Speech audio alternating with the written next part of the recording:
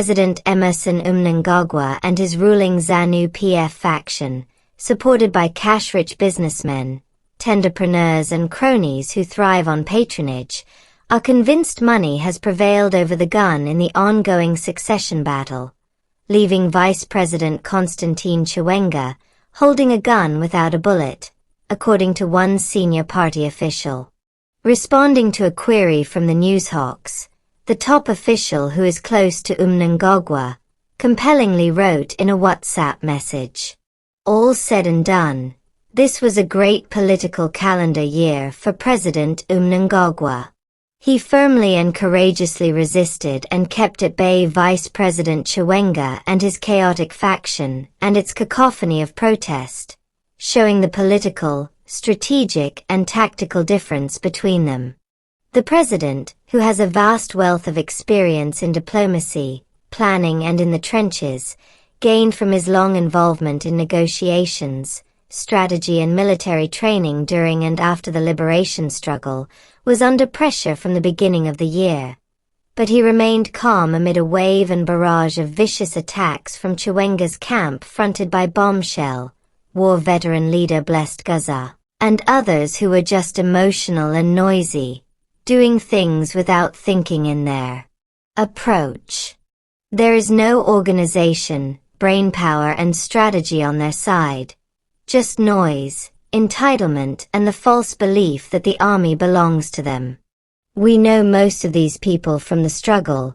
They just don't have the intellectual depth and organizational capacity to do what they were threatening to."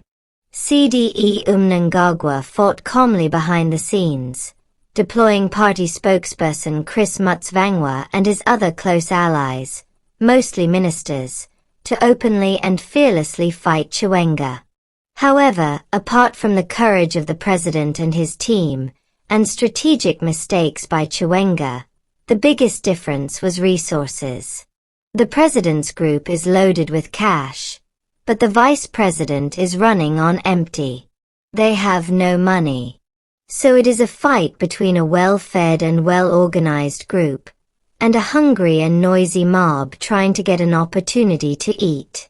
True, a hungry man is an angry man, but we also know that when one is angry and emotional, there is no meaningful planning and thinking in their actions. Significantly, money made the difference. It prevailed over the gun. The total flow of money into local politics, here in Zimbabwe, and the world over, is largely seen as a dominant and pervasive force that shapes the political landscape and outcomes far more broadly and effectively than any issue or the gun could ever do. By contrast, those who put their faith in the gun or weapons have already died inside. They act out of anger and emotion. They gamble on force and fear. It works to a point, but not all the time. It depends on the context and conditions. Things have changed so much since November 2017, from politics, political dynamics, the socio-economic environment and balance of forces.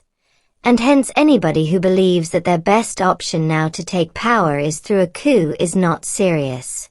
Through military restructuring and injection of resources, a coup is not a realistic option at the moment.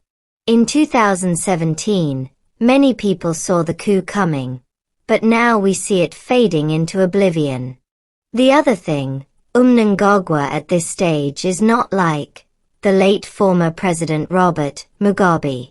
He has a firm grip. He is in control. The situation on the ground has changed, from a political and socio-economic perspective. Also, the opposition is dead, and money played a major role in that. Regionally and internationally, Mnangagwa is not under pressure, so the balance of power favors him. Instead of putting his fingers on the trigger, Chiwenga should have been mobilizing people and resources if he seriously wanted to win this battle. While they were daydreaming of a coup, we simply put our faith in the transformative power of courage and money, not the destructive power of guns.